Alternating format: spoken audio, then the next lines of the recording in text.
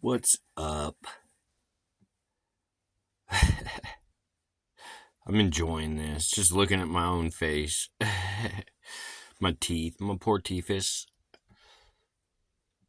Just just like a year and a half ago there was my teeth was even better. I'm actually happy that I all I have is front teeth. That's all I got left. And and I try not to show too much of them. But like everyone has their unique identifying little quirky details, and I'm actually kind of getting used to my quirky details. I'm like, oh, you know what?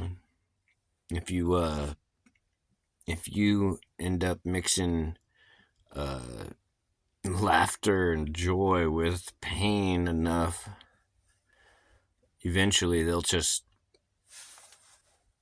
combine and commingle, and you might laugh whenever you want to cry, and you might cry when you want to laugh.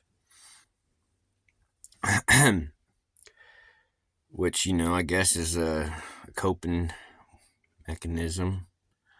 And you gotta have your woo mechanisms if you're avoiding anything that would make you feel better. Now that was me smiling and laughing.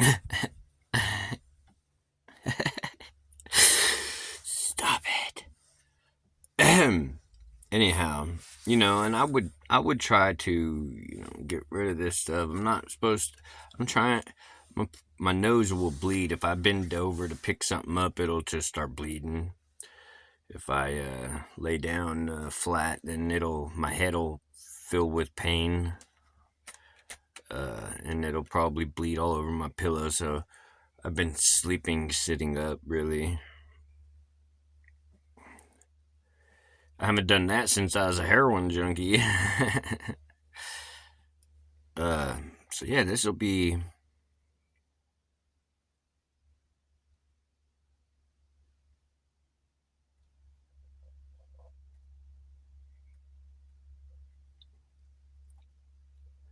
Yeah, I guess this will be a video diary. But man, what happened? Um,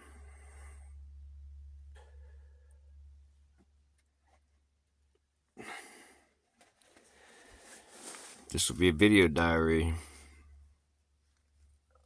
I guess we want to watch my face.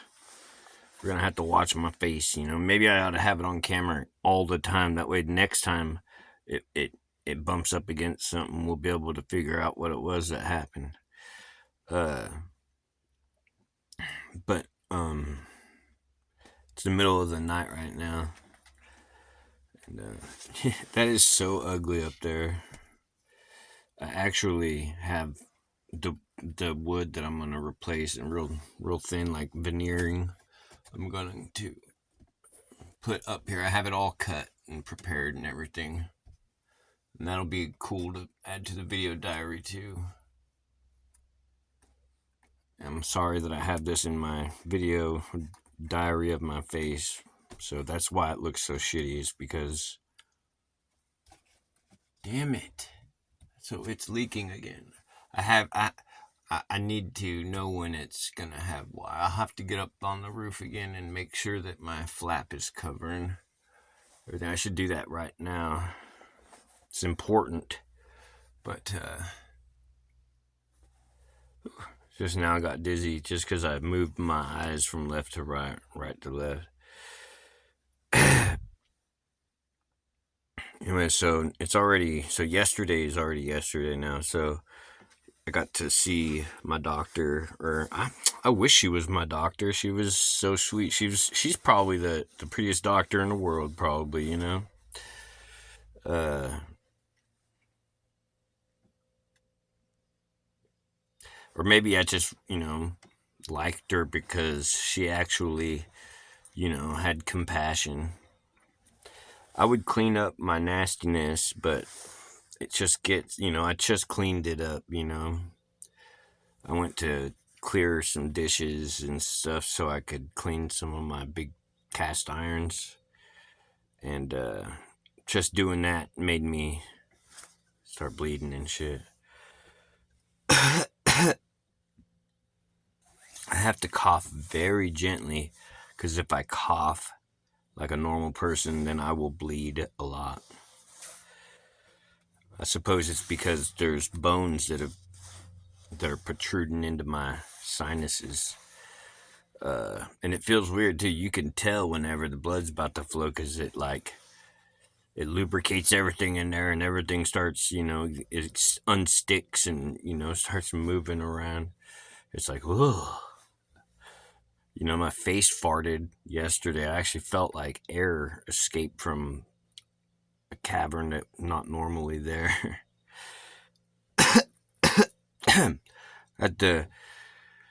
I think I have some post-nasal nosebleed going on, so it gets down in the lungy areas and you have to kind of clear that out, but you don't want to do too much clearing it out because it'll just make it bleed more.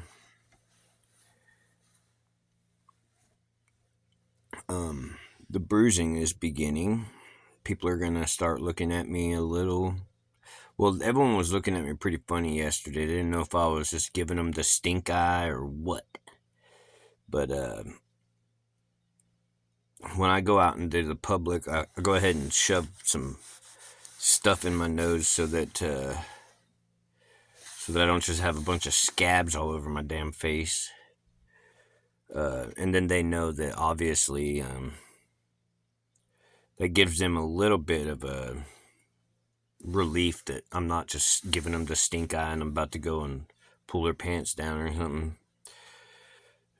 That's what I'd imagine someone with my face would do, like, and go pull their damn pants down for some stupid reason. There was a couple people that actually, under normal circumstances, I'd have just gave them a nod or would have, strangers, but, big, strong, scary looking strangers. Yeah, and I was like I get, I just make eye contact, and I give them a normal nod, but then a little while later I walk past a mirror there at the thrift store at the senior center and I see my face and it's like, whoa, that's why they didn't kindly nod back. They wondered what the heck I was looking at them like that for. Because you can't really tell that I was really all that messed up. But it's starting to show now. You can tell now that my face isn't quite as symmetrical as it should be. I'm all oily, man. I wonder if I'm allowed to go ahead and take showers again. I wonder if I'm not supposed to take showers because of the possibility of losing consciousness. As an epileptic, I already know that. If I'm showering, if I go in there to take a shower, I leave the door unlocked. If I'm using the toilet, I lock the door, but I'm already pretty familiar with the system of not getting in water unless you actually have to. But on my orders says don't pick up 10 pounds, don't smoke cigarettes, don't take showers. I don't know why not take showers. What the heck's up with taking showers? I would understand not swimming and not going bathing and stuff, but what is it about showers? Is it because of my injuries? Got nothing to do with consciousness, but you're not supposed to clean your nose out because it's bleeding. It'll just bleed constantly, right? You gotta let it clog up. And that's why I'm letting my scab sit there, Plus, it kind of hurts. You just gotta kind of let it dry and fall off all by itself. Otherwise, it's like pulling nose hairs.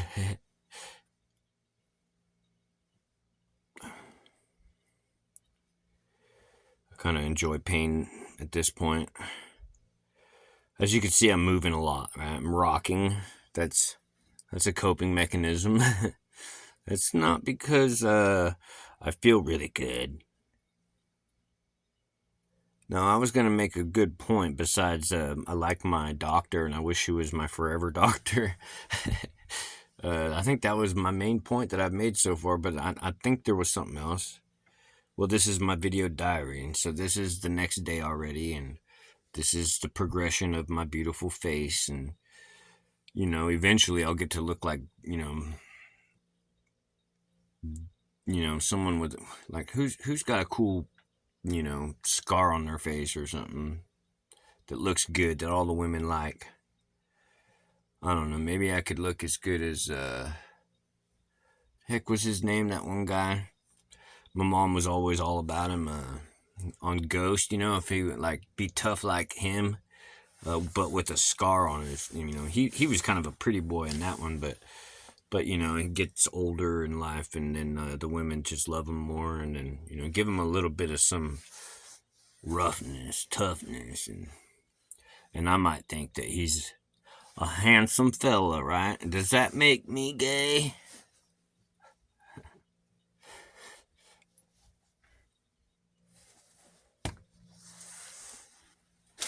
I'm a guy that was raised by a gay man.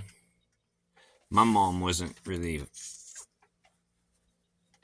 all into the female-y stuff. I wouldn't say she was a tomboy or anything like that. She just, didn't, identify with like traditional women stuff, or like, the social woman atmosphere, like getting all prettied up all the time and stuff. She was, so she, I don't know much about that part of life. You know what I mean? My dad, he's a badass. He's a badass father. Everyone loves my dad. I love my dad, even if he's a gay man. Uh, he did dad work and mom work, and so I guess maybe I get a little bit a little sprinkle of gayness on me from that. But then as you're growing up, you find out that all these other people around you are gay too. But then you start wondering, like, when do I have to be gay? Like, when do I turn gay? Like, but like, thank God I'm not gay. I always felt like the fact that I was born without a vagina makes me need a vagina that much more. Like, give me the vagina, you know what I mean? So that's all I really, can identify with. And I'll try to use, like, all these cool little gay fucking qualities that I have, cooking, cleaning, and, caring and concern and whatever kind of shit is gay. Sissy stuff. I try to, turn that around to benefit me. But, in this day and age, a lot of girls don't even look for that, like, girls are pretty shallow these days. I almost feel like it's a woman's world now, so women are, they're as bad as men used to be in the 50s and in the 60s. Them guys are, like, at least the ones on TV, they mostly seemed like a bunch of dicks.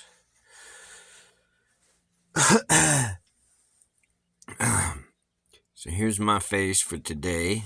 Well, it's the beginning of the day.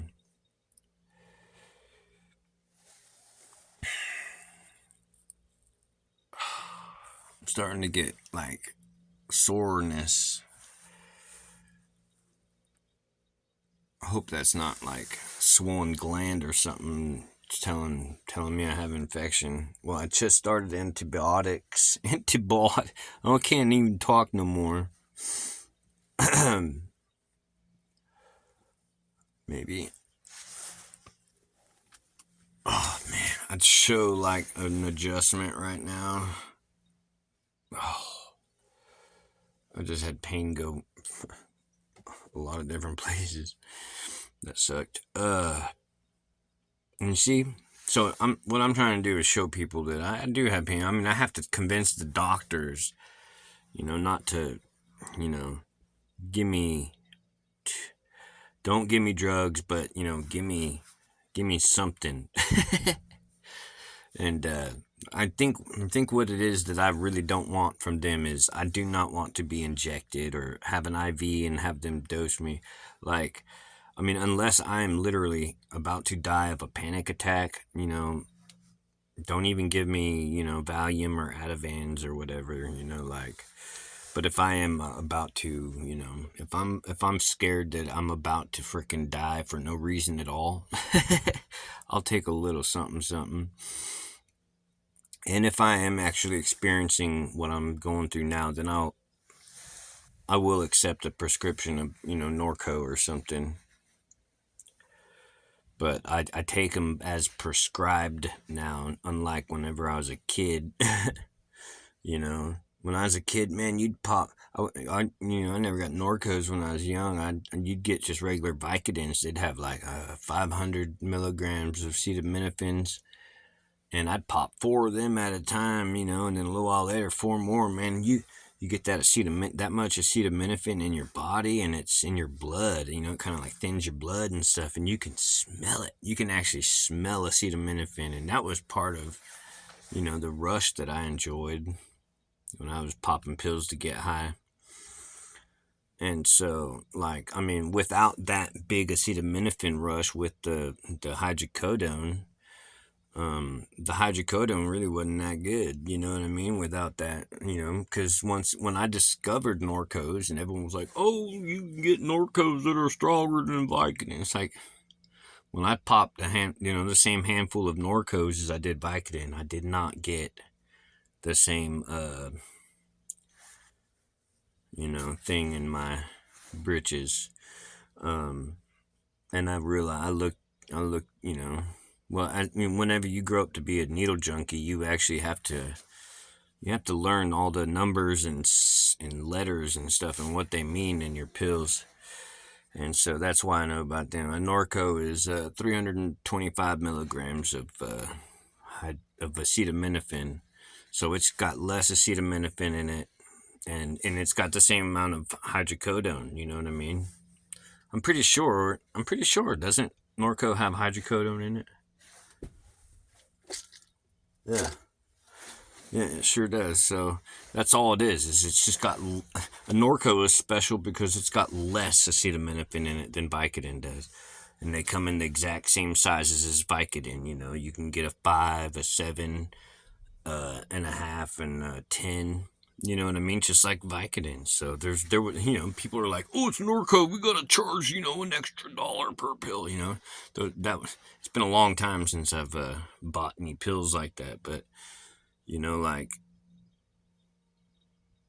people were dumb enough to do that kind of shit. It's like I actually didn't want Norcos whenever I'd be out there looking. And you know what? Like whenever I was really fiending and shooting up,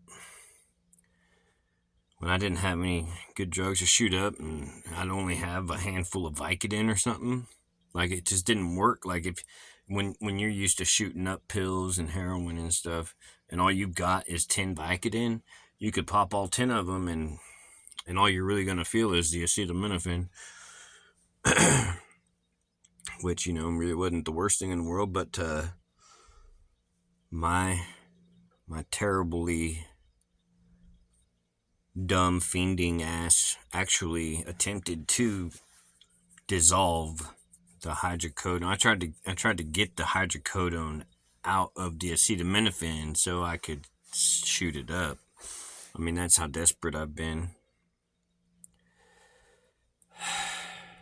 I'm so glad I don't feel like, I mean, I went on mission. I mean everyone does, like, and people will do different types of missions, like that's like a scientific mission, like other junkies, they go on missions like, and you lose your purse and your car and everything else when they go on a mission.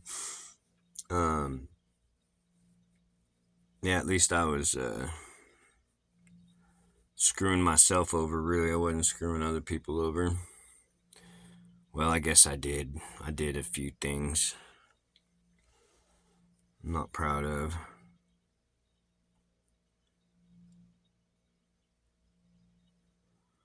I'm so glad I'm not a, I'm glad I got. I'm glad that even the emergency room doctors. I'm glad that I had them. You know, as much as I was complaining about how much they suck, I'm glad that they were there to help me out. You know, and yeah, and I think I have a crush on the doctor that isn't my doctor. She's not even like here in Willits or whatever. She was what do you call that? She was like a teledoctor or whatever. I had to sit in a room and do a screen live stream, face chat. You know what? I think I used to know what you'd call it, but um, FaceTime. That sounds kind of funny to me, and it's not because my face is crooked.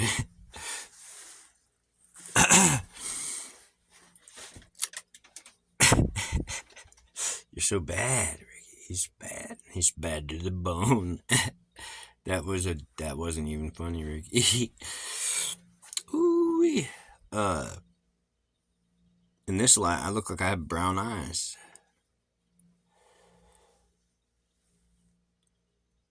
Hey, Ricky, you told them doctors that you aren't doing drugs. How come your pupils are so small? It's the middle of the night and your pupils are super small. What's the matter? You must be doing drugs. I think, okay, yeah, there's a story I remember now. I don't want to get in a long story, but I started playing the piano after, for some reason, the family didn't really want me playing the piano, but me and Grandma wanted to play the piano, you know. And I guess the TV was on. Some of my cousins were like, "We want to watch the TV." They don't even sit in the living room and watch TV. I don't know what the heck they were. They just didn't want to hear me playing the piano for Grandma or whatever. You know, like some people are like that. And anyway, so I was like, me and Grandma. I said to Grandma, I said, "Grandma, what do you think about me just not even, you know, don't even respond to them, don't even talk to them, don't argue with them. Me and you will just play the piano, and they can turn the TV up as loud as they want, and I'll just play louder. How about that?" I made sure to get permission from Grandma. She had a little dementia, so she was down. Ow, fuck. That hurt just to say those words. Grandma was kicking me in the butt. She was down. She was like, "Yeah." And so that's what I did. I started playing that piano, you know. Uh, Battle Hymn of the Republic or something. And she called the cop. My cousin called the cops for. I mean, oh yeah. So okay, it wasn't because I was playing the piano. I ended up stopping playing the piano, and I just went over and I sat next to her or in front of her, and I just looked her in the eye and didn't say anything, you know, because I agreed, you know, I told Grandma I wouldn't argue and make any fuss. I would just, you know, anyway, so I actually, you know, she forced me kind of to stop playing the piano. So I just went over and I just sat there and looked at her. And I guess that kind of scared her, or, you know, frightened her or something. So she called the cops and was like, you know, he's on drugs and all this stuff. So the cops show up and they're like, you know, I mean, I have so many things like that on my record, and even elder abuse, you know, like stuff, and that's stuff that gets to stay on your record, but like none of it was true. So it sure worked for in their, you know, benefit at the time, you know, get the world against me or whatever. But so the cops show up and they take me outside and they're like, you know, "Are you on drug? You're doing drugs, and are you being violent with, you know?" And I was like, "Nope, nope, nope." And so he was like, "Okay, do you mind doing some field sobriety tests for me?" And I had never done like illicit substance field sobriety tests before, so I was kind of curious. I was like, "Sure, you know." So did you guys know that they actually have a field sobriety test for, like, methamphetamines?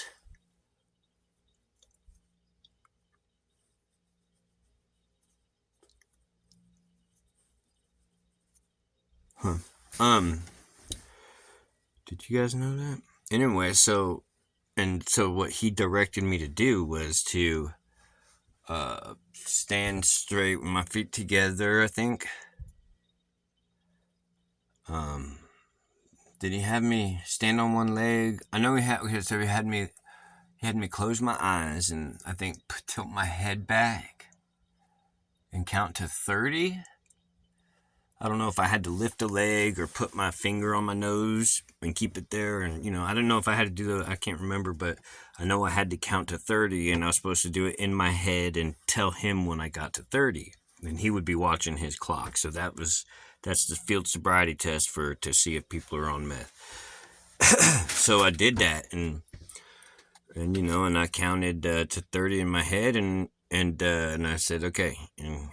And he was like, he just kind of like looked at me and was like, how are you counting? And I said, in my head. And he said, well, let's do it again. So he has me do it again, and I don't know if you guys have ever, counted to 30 in your head quietly, with your head tilted back, but 30 seconds is quite a long time. And so I did it again, and he asked me, he says, how are you counting? And he said, or no, well, I think at that point he admitted that I was pretty close to being, at 30 seconds. And I said, well, dude, I was just playing the piano, so I mean, I'm keeping time, I'm still, in tune with that. I can keep time, I was just playing the piano. Anyway, like, I bet a person that's using meth could probably, count to 30 if they were just playing, keeping time on a musical instrument too, because that wouldn't work, for a musician. I thought that was kind of funny, but the officer was kind of, frustrated. He's like, okay, well, let's do another one. He said, maybe he just wanted me to look him in the eye or something, just to see my pupils. And so I did everything like he wanted, and I think when you're on meth, I'm pretty sure your pupils get all big and dilated, and anyway, so he asked me what I'm on or whatever, and I'm always honest, and I told him, well, actually, I'm using Suboxone right now, and he says, oh, so that's why your pupils aren't big and dilated, like they're pinpoint or whatever.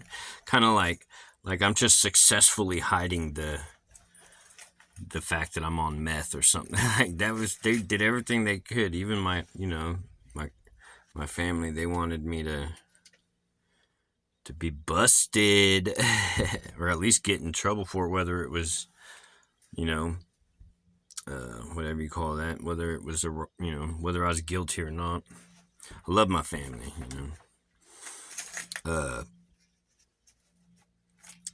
those are good times, whenever I won. See, I'm always looking at the positive side of things, that might have been a shitty day for some people and they might have fought and done all that stuff, but I won that day multiple times.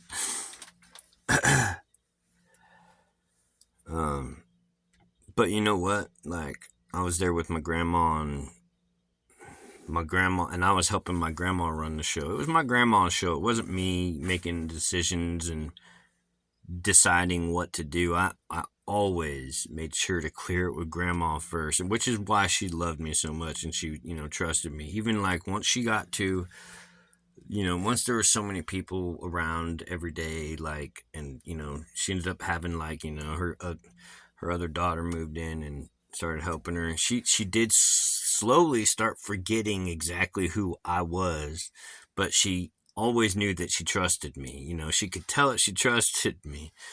And it was because I was always adamant about making sure that she was clued in and part of the decision making process of everything that was going on. That's easy. That's some easy stuff. Some people in families, some families don't. They act like, they make it look like everything's so hard. I mean, they all struggle and fight, and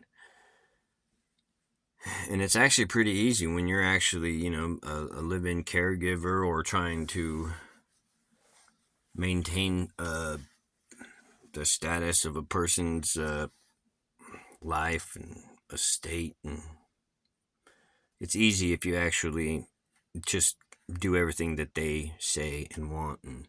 And I'll tell you how it gets complicated.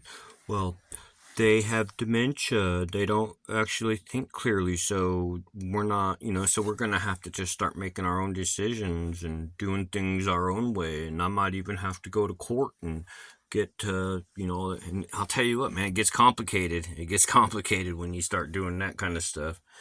And it's so much simpler when you just, have a personal one-on-one relationship with a person. If they have dementia, you don't have to freaking become the guardian and the executive. You don't have to do none of that stuff. If there's love and trust between the two people, you could just pull it off together.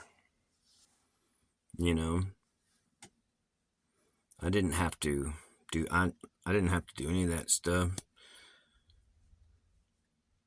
I was honored to get to be by my grandma's side. I mean, it was probably a once in a lifetime experience, right? When, because she had an estate, she's a property owner and stuff. So I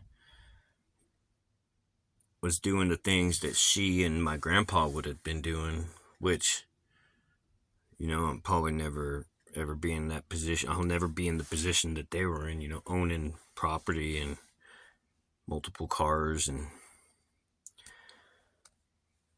family. So I was really honored to get to do that with her. I'm so grateful and thankful.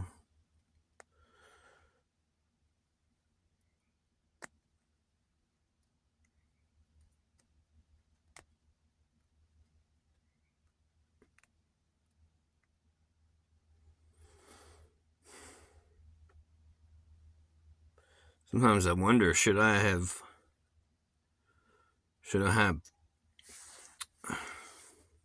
pursued, man, it's so hard getting the words out. Should I have pursued some of those complicated things that, I don't think so. Sometimes she wanted me to.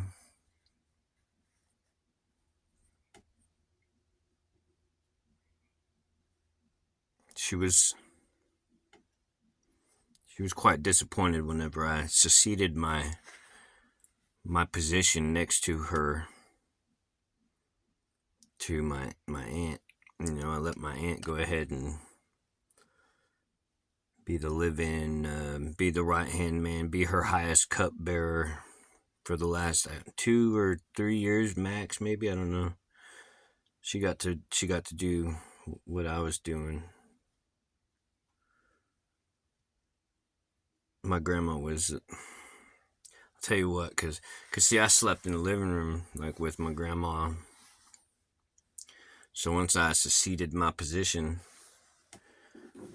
I went to my room and, I started spending a lot less time with my grandma. Not immediately, like, actually it was a kind of a battle. I didn't want to sleep in my room after I gave my up to my aunt, like, my aunt was like, get out of here, Ricky. And I was like, nah, man, I'm freaking too attached. So she can have 2 helpers with her in the living room. But, and over time, I slowly, started taking a break. But, that's kind of where I started going downhill again, like, I mean, it took me like I slowly started taking a break. Like I slowly stopped, being there constantly, and eventually I was not hardly ever there with her. And so every time I'd walk through the living room, the look on my grandma's face would just break my heart.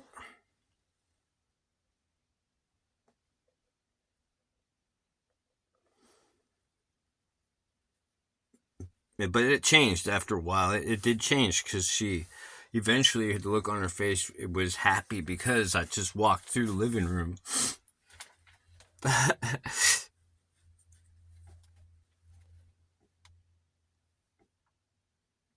But that was the best time of my life. I learned more during that 5 years than I had any other time in my life.